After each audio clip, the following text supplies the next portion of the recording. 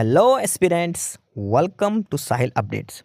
साहिल updates में आप सभी का एक बार फिर से स्वागत है। एस्पिरेंट्स, साहिल अपडेट्स के इस प्लेटफॉर्म पर आपको लेटेस्ट जॉब अपडेट्स मिलेंगी और जो जो अब वैकेंसीज चल रही हैं उनके बारे में आपको सारी जानकारी दी जाएगी। जो भी एग्ज़ाम्स हैं, चाहे एसएससी का एग्ज़ाम हो, एसएससी की वैकेंसीज, यूपीएससी की वैकेंसीज या फिर स्टेट गवर्नमेंट के द्वारा कोई भी नई वैकेंसीज जारी की गई हो, चाहे वो एचएसएससी हो, यूपी ट्रिपल एस भी हो या कोई भी अदर स्टेट का जो भी एग्ज़ाम है, जो भी वैकेंसीज हैं, उनके बारे में आपको सारी जानकारी डिटेल से प्रोवाइड करवाई जाएंगी। साथ के साथ आपको एग्ज़ाम पैटर्न भी बताया जाएगा, किस पोस्ट के लिए क्या एग्ज़ाम पैटर्न रहेगा और स्पेसिफिक एग्ज़ाम के लिए क्या सिलेबस रहने वाला है। सारी जानकारी आपको यहाँ से एकदम टाइम टू टाइम प्रोवाइड करवाई जाएंगी। साहिल अपडेट्स के इस प्लेटफॉर्म पर जो कैंडिडेट्स नए हैं वो भी एक बार सब्सक्राइब जरूर कर लें ताकि आपको टाइम टू टाइम सारी अपडेट्स मिलती रहे, कोई भी इम्पोर्टेंट अपडेट आपसे मिस ना हो। तो चलिए आज स्टार्ट करते हैं आज के इस वीडियो को, देखते हैं कि आज आपके लिए क्या कुछ न्यू है इस वीडियो के लिए। एस्पायरेंट्स, DFCCIL यानी कि dedicated freight corridor corporation of India limited, और ये है मिनिस्ट्री ऑफ रेलवेज़ के अंदर, यानी कि इंडियन रेलवे के ही अंडर में ये आता है DFCCIL। और इन्होंने एक नया रिक्रूटमेंट नोटिस जारी किया है।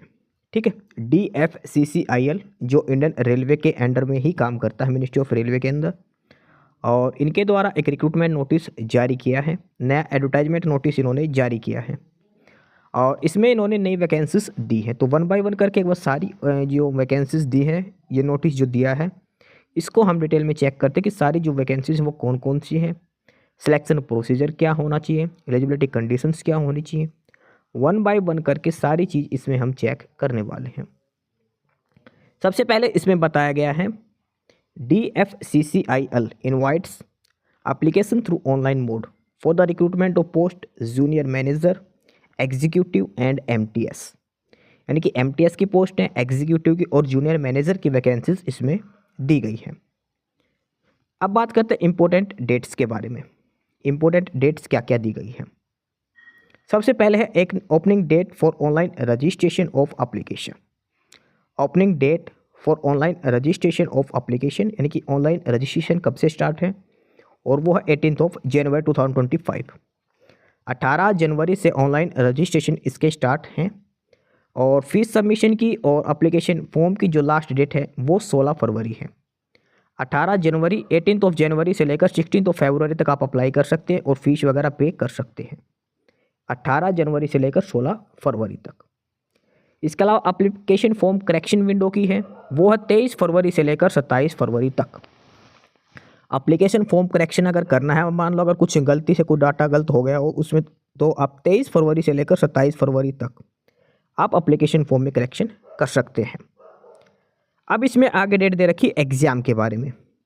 2 एग्ज़ाम होंगे, स्टेज 1 स्टेज 2, उसके बाद फिजिकल भी इसमें होना है। तो स्टेज 1 एग्ज़ाम जो कंप्यूटर बेस्ड एग्ज़ाम होगा, MCQ बेस्ड क्वेश्चन पूछे जाएंगे, वो अप्रैल में होगा, अप्रैल 2025, और स्टेज 2 एग्ज़ाम होगा अगस्त 2025 में।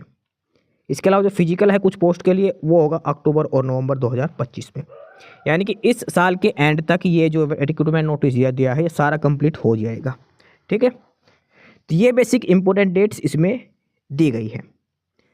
18 जनवरी से शुरू है, 16 फरवरी लास्ट डेट है रजिस्ट्रेशन के लिए, अप्रैल में प्रीलिम्स होगा, अगस्त में CBT 2 यानी कि मेंस होगा, और अक्टूबर नवंबर में PET फिजिकल एफिशिएंसी टेस्ट इनका लिया जाएगा। ठीक है, ये बेसिक डिटेल्स इसमें दी गई है। इसके अलावा कोई कैंडिडेट को कोई क्वेरी है तो ये हेल्प डेस्क नंबर यहाँ पर दिए गए हैं जहाँ से आप कांटेक्ट कर सकते हैं। और इसके अलावा इनकी ऑफिशियल वेबसाइट भी दी गई है, वो है DFCCIL.com। ये ऑफिशियल वेबसाइट है जो आपको ध्यान रखनी है, DFCCIL.com, जहाँ से आपको अप्लाई करना है। अब बात करते हैं इसमें आगे एसेंशियल क्वालिफिकेशंस के बारे में। Detail of post and essential qualification, यानी कि कितनी वैकेंसीज हैं, क्या क्वालिफिकेशन कंडीशंस होनी चाहिए, सारी चीज़ें एक बार डिटेल में हम इसमें अब चेक करते हैं। तो सबसे पहले जो पोस्ट है वो है जूनियर मैनेजर। जूनियर मैनेजर की स्केल है 50,000 E2 लेवल में है। ठीक है, और जूनियर मैनेजर की टोटल वैकेंसीज़ की बात करें, टोटल 3 वैकेंसीज़ हैं। जूनियर मैनेजर फाइनेंस की बात करते हैं, 3 वैकेंसीज़ हैं, इसमें से एक जनरल कैटेगरी के लिए है, 2 ओबीसी कैटेगरी के लिए दी गई है। Junior manager finance, post code है ये 11।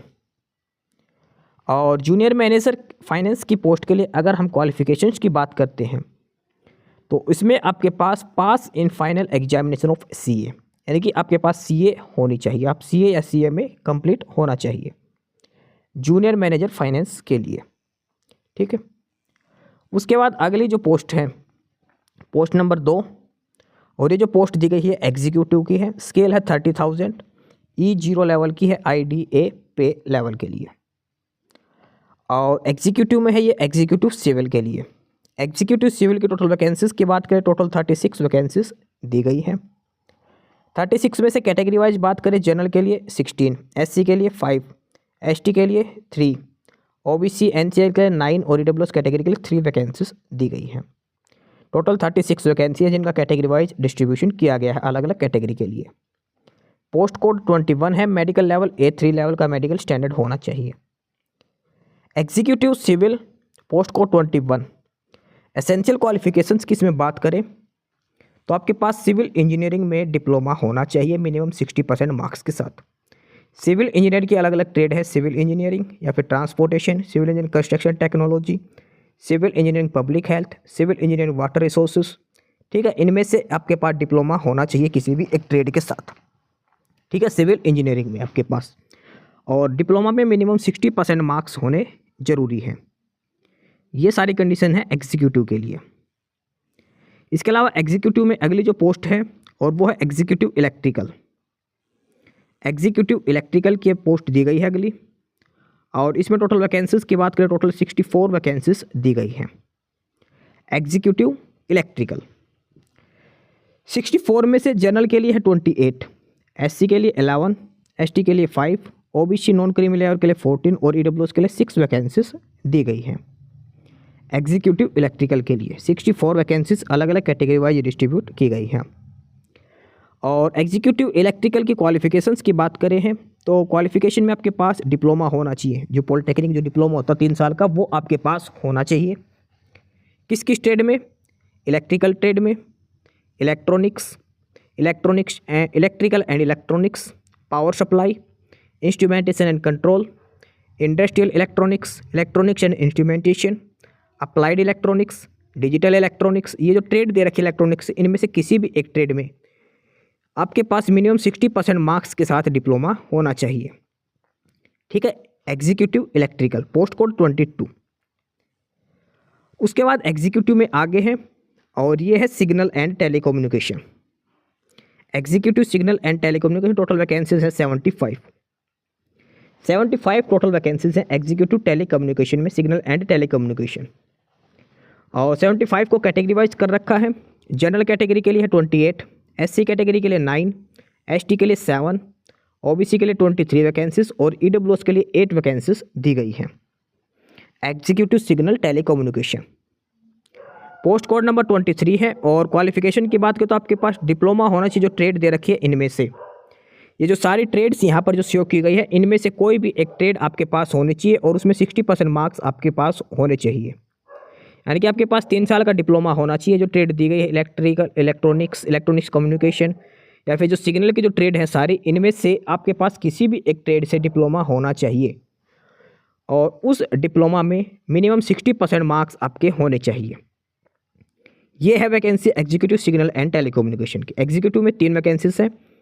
पहली है एग्जीक्यूटिव सिविल, सेकंड है एग्जीक्यूटिव इलेक्ट्रिकल और थर्ड है एग्जीक्यूटिव सिग्नल एंड टेलीकम्युनिकेशन। उसके बाद आगे जो पोस्ट है वो है MTS मल्टीटास्किंग स्टाफ का। मल्टीटास्किंग स्टाफ पे लेवल 16,000 से स्टार्ट है, N1 लेवल का, ठीक है। MTS की वैकेंसीज की बात करें, टोटल पोस्ट है 464, 464 टोटल वैकेंसीज दी गई है MTS की। MTS की वैकेंसीज है 464, टोटल 464 वैकेंसीज दी गई है MTS के लिए। और 464 वैकेंसीज को कैटेगरी वाइज हम डिस्ट्रीब्यूशन की बात करते हैं अलग अलग कैटेगरी के लिए। जनरल के लिए है 194, SC कैटेगरी के लिए 70 वैकेंसीज हैं, ST के लिए 32, OBC नॉन क्रीमी लेयर के लिए 122 और EWS के लिए 46 वैकेंसीज दी गई है। एमटीएस की 464 जो टोटल वैकेंसीज हैं उनका अलग अलग कैटेगरी वाइज डिस्ट्रीब्यूशन यहाँ पर किया गया है। और एमटीएस की पोस्ट के लिए एसेंशियल क्वालिफिकेशंस की बात करें तो 10th क्लास, साथ में आईटीआई का डिप्लोमा होना चाहिए। 10th क्लास प्लस आईटीआई का डिप्लोमा होना चाहिए, सॉरी अप्रेंटिस कंप्लीट होनी चाहिए 10th क्लास के साथ आईटीआई की, ठीक है। और 60% मार्क्स आपके पास आईटीआई में होने चाहिए, ठीक है। आपके पास 10th क्लास और आईटीआई आपके पास होनी चाहिए 60% मार्क्स के साथ। ये एमटीएस की वैकेंसीज डिटेल्स दी गई हैं। तो सारी वैकेंसीज हमने चेक कर ली है, 3 कैटेगरी की वैकेंसीज से क्या क्वालिफिकेशन है सारी डिटेल इसमें हमने चेक कर ली है।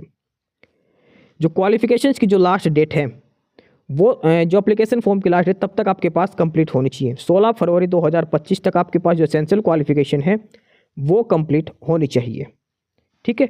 जो फाइनल सेमेस्टर जिसका रिजल्ट रह रहा है, जो फाइनल सेम में है, वो अप्लाई नहीं कर सकते, ये ध्यान रखना।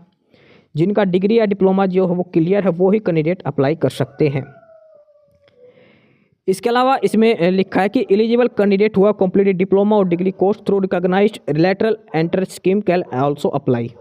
इसके अलावा जिसने बीटेक वगैरह कर रखी है और डिग्री में उनको काउंट की जाएगी, ठीक है, और वो भी एलिजिबल इसमें रहेंगे, ये आपको ध्यान रखना है। ये इसमें सारी बेसिक डिटेल्स इसमें दी गई है जो आपको फॉर्म अप्लाई करते टाइम ध्यान रखना है। मिनिमम 60% मार्क्स की क्वालिफिकेशंस की कंडीशंस इसमें दी गई हैं, ठीक है। मिनिमम 60% मार्क्स आपके पास होने जरूरी हैं। अब बात करते हैं एज लिमिट की। एज लिमिट अलग अलग दी गई है। जूनियर मैनेजर के लिए 18 to 30, एग्जीक्यूटिव के लिए भी 18 to 30 और एमटीएस के लिए 18 to 33 ईयर्स मैक्सिमम एज आपकी हो सकती है। कम से कम 18 और मैक्सिमम 30 और एमटीएस के लिए 33 साल होनी है। इसके अलावा एज रिलैक्सेशन का क्राइटेरिया भी दिया गया है। SC ST को 5 साल का, OBC को 3 साल का, ये भी आपको चेक कर लेना है। एज रिलैक्सेशन की कंडीशंस भी यहाँ पर दी गई है, ठीक है। और जो डॉक्यूमेंट वगैरह वो आपको करंट ईयर के होने चाहिए, करंट फाइनेंशियल ईयर के। 1 अप्रैल 2024 के बाद के आपके डॉक्यूमेंट जो EWS की सर्टिफिकेट वगैरह है वो आपके पास होनी चाहिए, ये आपको ध्यान रखनी है, ठीक है। 1 अप्रैल 2024 से लेकर 31 मार्च 2025 के बीच के आपके डॉक्यूमेंट्स होने चाहिए। और इसके बाद आगे और भी बेसिक डिटेल्स इसमें जो दी गई है 1 by 1। और सबसे बड़ी चीज़ है NOC, जो ऑलरेडी वर्किंग कैंडिडेट्स हैं, अगर आप अप्लाई करते हैं तो आपके पास नो ऑब्जेक्शन सर्टिफिकेट होना जरूरी है। जो गवर्नमेंट जो ऑलरेडी सर्विस में है और अप्लाई करते हैं तो उनके पास NOC होना जरूरी है, नो ऑब्जेक्शन सर्टिफिकेट। इसके अलावा ये सारे अलाउंसेस हैं जो आपको दिए जाएंगे, TA DA HRA, ठीक है, ये सारे अलाउंसेस आपको दिए जाएंगे। और प्लेस ऑफ पोस्टिंग की अलग से लिस्ट इसमें दी गई है। अब बात करते हैं इसमें सिलेक्शन प्रोसीजर की। सिलेक्शन प्रोसीजर में सबसे पहले है CBT 1 होगा सभी पोस्ट के लिए, CBT 2 भी होगा सभी पोस्ट के लिए। PET जो होगा वो सिर्फ और सिर्फ MTS की पोस्ट के लिए होगा। फिजिकल जो होना है इसमें फिजिकल एफिशिएंसी टेस्ट वो MTS के लिए होगा। उसके बाद डॉक्यूमेंट वेरिफिकेशन होगा और उसके बाद लास्ट में मेडिकल टेस्ट आपका लिया जाएगा। ये सिलेक्शन प्रोसीजर दिया है। 2 पेपर होंगे, CBT 1 और CBT 2। उसके बाद MTS की पोस्ट के लिए PET होगा, फिर DV और फिर लास्ट में मेडिकल टेस्ट आपका लिया जाएगा। रेलवे में मेडिकल सबसे इंपॉर्टेंट है तो मेडिकली फिट होना जरूरी है, ये आपको ध्यान रखना है। अब बात करते हैं स्कीम ऑफ एग्जाम, जो आपका CBT 1 और CBT 2 होगा उसमें आपसे क्या पूछा जाएगा। CBT 1 है ना कि कंप्यूटर बेस्ड टेस्ट आपका होगा CBT 1 और CBT 2 में, ठीक है। और दोनों पेपर सेम पूछे जाएंगे आपसे। नेगेटिव मार्किंग की प्रोविजन होगा, 1/4 नेगेटिव मार्किंग आपसे ली जाएगी। CBT 1 और CBT 2 दोनों का पैटर्न सेम दिया गया, नेगेटिव मार्किंग 1/4 इसमें होगी। और जो CBT 1 है वो सिर्फ और सिर्फ क्वालिफाइंग नेचर का रहने वाला है, ठीक है। और स्कोर कार्ड है CBT 1 और 2 का वो नॉर्मलाइज भी किया जाएगा मल्टीपल शिफ्ट होने के कारण। अब बात करते हैं नंबर ऑफ कैंडिडेट्स की, कितने कितने कैंडिडेट्स बुलाए जाएंगे। तो सेकंड स्टेज CBT के लिए जो सेकंड पेपर होगा नहीं, जो मेंस पेपर होगा उसमें प्रीलिम्स जो नंबर ऑफ वैकेंसीज है उसके 20 गुना बच्चे बैठाए जाएंगे। यानी कि जैसे MTS की 500 पोस्ट है तो मेंस एग्जाम में सिर्फ और सिर्फ 10,000 कैंडिडेट्स को ही शॉर्ट लिस्ट किया जाएगा, उसी के हिसाब से आपकी कट ऑफ लिस्ट लगाई जाएगी, ये आपको ध्यान रखनी है। और उसके बाद MTS में PET है तो उसमें 3 गुना बच्चे ही लिए जाएंगे, ठीक है, ये आपको ध्यान में रखनी है, सारी चीज़ें इसमें दी गई हैं। अब बात करते हैं CBT 1 में क्या पूछा जाएगा। CBT 1 में 100 क्वेश्चन पूछे जाएंगे, MCQ बेस्ड क्वेश्चन, हर क्वेश्चन 1 नंबर का रहेगा, 90 मिनट का आपको टाइम दिया जाएगा। ठीक है, 100 क्वेश्चन हो गए 90 मिनट्स, 1 क्वेश्चन फॉर 1 मार्क्स। और उसके बाद आपका जो CBT 1 में क्या क्या पूछा जाएगा वो डिटेल दी गई। जो 100 क्वेश्चन आपसे पूछे जाएंगे 100 क्वेश्चन। बेसिक और मैथमेटिक्स के 30 क्वेश्चन आएंगे, जीके के 15, जनरल साइंस 15 क्वेश्चन, रीजनिंग के 30 क्वेश्चन और 10 क्वेश्चन आएंगे नॉलेज अबाउट रेलवे। ठीक है, इस हिसाब से टोटल 100 मार्क्स का आपका ये पेपर होने वाला है CBT 1। CBT 2 की बात करते हैं। CBT 2 में होंगे 120 क्वेश्चंस, 120 क्वेश्चन होंगे, 120 मिनट्स ही आपको दिए जाएंगे। हर क्वेश्चन 1 नंबर का रहने वाला है। 120 क्वेश्चन, 120 मार्क्स, 120 मिनट्स आपको दिए जाएंगे अटैम्प्ट करने के लिए। ठीक है, नॉर्मलाइजेशन भी किया जाएगा अगर CBT 2 में मल्टीपल शिफ्ट में एग्जाम होता है तो। 1/4 इसमें नेगेटिव मार्किंग का प्रोविज़न दिया गया है। ये मिनिमम क्वालिफाइंग मार्क्स दिए गए हैं। जनरल OBC के लिए 40%, SC OBC के लिए 30% और ST के लिए 25% मिनिमम क्वालिफाइंग मार्क्स होने चाहिए। नॉर्मलाइजेशन होगा परसेंटाइल मेथड से आपका किया जाएगा। आंसर की ऑब्जेक्शन पर 100 रुपीज़ पर ऑब्जेक्शन की आपसे फीस ली जाएगी अगर किसी क्वेश्चन पर ऑब्जेक्शन है तो। उसके बाद जो MTS की पोस्ट है उसके लिए आपका फिजिकल एफिशिएंसी टेस्ट भी होगा। फिजिकल एफिशिएंसी में मेल कैंडिडेट के आपको 35 kg वेट दिया जाएगा। आपको 100 मीटर जाना है 2 मिनट के अंदर। ठीक है, एक ही चांस आपको दिया जाएगा। इसके अलावा 1 किलोमीटर की रनिंग होगी 4.25 मिनट में आपको करनी है, 4 मिनट 15 सेकंड में। वहीं फीमेल की बात करें, फीमेल को 20 kg वेट ले जाना है 100 मीटर और 2 मिनट का टाइम दिया जाएगा। वेट गिरना नहीं चाहिए, नीचे ध्यान रखना। और 1 किलोमीटर की रनिंग के लिए 5 मिनट 40 सेकंड का समय दिया जाएगा। ये होगा PET में, PET MTS के लिए। ठीक है, उसके बाद ये सारी बेसिक कंडीशंस इसमें दी गई है जो आपको देखना है कैसे क्या फॉर्म अप्लाई करना है। नॉर्मल कंडीशन से सारी ये आपको बता रखी है। उसके बाद ये दिए गए हैं CBT 1 के एग्ज़ाम सिटीज़। CBT 1 एग्ज़ाम इनमें से कोई सेंटर पे होगा और आपको प्रीफ्रेंस में 3 एग्ज़ाम सेंटर चूज करने हैं। ये जो लिस्ट दे रखी है इसमें से कोई 3 एग्ज़ाम सेंटर आपको चूज करने CBT 1 के लिए, उनमें से आपको एक एग्ज़ाम सेंटर दिया जाएगा। ठीक है, इनमें से कोई 3 आपको चूज करने हैं। ठीक है, और सेकंड स्टेज जो CBT होगा वो सिर्फ और सिर्फ दिल्ली, कलकत्ता, मुंबई और चेन्नई में ही लिया जाएगा। ये ध्यान रखना, ये इसमें दिया गया है। अब बात करते हैं एप्लीकेशन फ़ीस की। तो एप्लीकेशन फ़ीस जनरल OBC के लिए है और EWS के लिए, जूनियर मैनेजर और एग्जीक्यूटिव के लिए 1000 रुपये, MTS की 500 रुपये फ़ीस रहेगी। SC ST एक्स सर्विसमैन को कोई फ़ीस पे नहीं करनी है, ये ध्यान रखना। ठीक है, SC ST और एक्स सर्विसमैन हैंडीकैप कोटा को कोई एप्लीकेशन फ़ीस पे नहीं करनी, उनको फ़ीस में रिलैक्सेशन दिया गया है। उसके अलावा ये सारी बेसिक डिटेल्स यहाँ पर दी गई है और आपका मोबाइल नंबर और ईमेल आईडी जो रजिस्ट्रेशन के टाइम वो कंप्लीट होनी चाहिए। Correct mail ID mobile number डालना है क्योंकि सारी नोटिफिकेशन मेल और SMS के थ्रू आपको बताई जाएंगी। उसके अलावा ये एग्ज़ाम के रिगार्डिंग कंडीशंस दे रखी है, एग्जाम में किन किन कंडीशंस का आपको फॉलोअप करना है और सारी डिटेल आपको DFCCIL की ऑफिशियल वेबसाइट से मिलेंगी। उसके बाद ये लास्ट में नेक्स्ट वगैरह दिए गए हैं, किस किस फॉर्मेट में आपके सर्टिफिकेट वगैरह होने चाहिए। सारी डिटेल्स यहाँ पर बताई गई है, किस किस फॉर्मेट में आपके डॉक्यूमेंट्स ये जो सारे हैं वो होने चाहिए। ठीक है, हैंडीकैप कोटा की सर्टिफिकेट कैसी होनी चाहिए, एक्स सर्विसमैन कैसी, SC ST OBC की सर्टिफिकेट किस फॉर्मेट में होने चाहिए, EWS सर्टिफिकेट किस फॉर्मेट में होनी चाहिए, मेडिकली अनफिट की क्या फॉर्मेट होनी चाहिए, किसके साइन होने चाहिए। और ये इनके हेडक्वार्टर की लिस्ट दे रखी है, कहाँ कहाँ इनके ऑफिस हैं जहाँ पर आपकी ड्यूटी आ सकती है। ठीक है, ये सारे इनके ऑफिस वगैरह दे रखे जहाँ पर आपकी ड्यूटी आ सकती है अगर आप सिलेक्ट होते हो तो। और उसके बाद ये सारा सिलेबस दिया गया है। ये है सिलेबस टोटल जो 120 क्वेश्चन जो आपसे आएंगे उसके बारे में। जूनियर मैनेजर फाइनेंस के लिए पार्ट 1 में 24 क्वेश्चन इससे आएंगे, 96 क्वेश्चन पार्ट 2 से आपसे पूछे जाएंगे। एग्जीक्यूटिव सिविल में पार्ट 1 24 क्वेश्चन उससे, 96 क्वेश्चन इससे। ये जो पेपर 2 CBT होगा उसका सिलेबस दे रखा है। ये एग्जीक्यूटिव इलेक्ट्रॉनिक्स का सिलेबस है, सिग्नल एंड टेलीकम्युनिकेशन का सिलेबस दिया गया है। और ये लास्ट में MTS की पोस्ट के लिए जो CBT 2 होगा उसका सिलेबस दिया गया है, आपसे क्या क्या आपसे पूछा जाएगा। और उसके बाद ये आपको बता रखा है कैसे क्या आपको अप्लाई करना है। ठीक है, तो ये है डिटेल्ड नोटिफिकेशन। DFCCIL जो मिनिस्ट्री ऑफ रेलवे के अंडर में ही काम करता है और इसमें junior manager plus executive plus MTS की वैकेंसीज दी गई हैं। एग्जीक्यूटिव की वैकेंसीज 3 ट्रेड में है, सिविल, इलेक्ट्रॉनिक्स और सिग्नल एंड टेलीकम्युनिकेशन ट्रेड में ये दी गई है। और एमटीएस की लगभग 500 वैकेंसीज हैं। एग्जीक्यूटिव की लगभग 200 के अप्रोक्सीमेट टोटल पोस्ट दी गई है। क्वालिफिकेशंस इसमें डिप्लोमा और 10th क्लास मांगी गई है।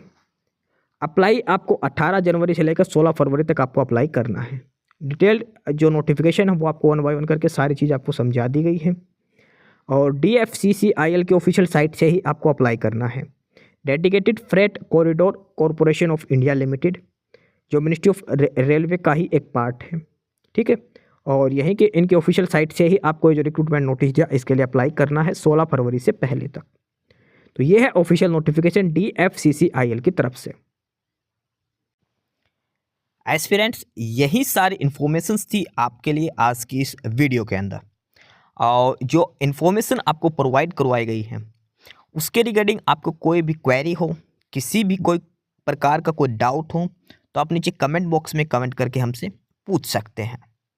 बाकी नई अपडेट्स के लिए और नई इन्फॉर्मेशंस के लिए आप हमारे चैनल साहिल अपडेट्स को सब्सक्राइब जरूर कर लें, ताकि आपको सारी अपडेट्स मिलती रहें। फिलहाल यही था आज के इस वीडियो में।